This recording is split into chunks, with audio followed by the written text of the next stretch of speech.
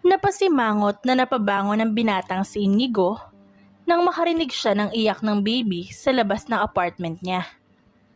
Ano yun? Tiyanak? Napayaka pa ang binata sa kanyang sarili. Ayokong lumabas. Nagtalukbong ng kumot si Inigo dahil sa sobrang takot. Nang mawala ang iyak ng baby, ay napalitan naman ito ng sunod-sunod na katok sa kanyang pinto, kaya mas lalong natakot ang binata.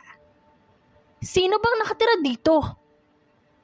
Natigilan si Inigo nang marinig ang boses ng isang babae. Hoy, buksan mo to! Tumayo si Inigo at mabilis na binuksan ang pinto. Napaatras ang binata nang bumungad sa kanya ang babaeng may hanggang bewang na buhok at nakasuot ng puti. May buhat itong sanggol. Multo!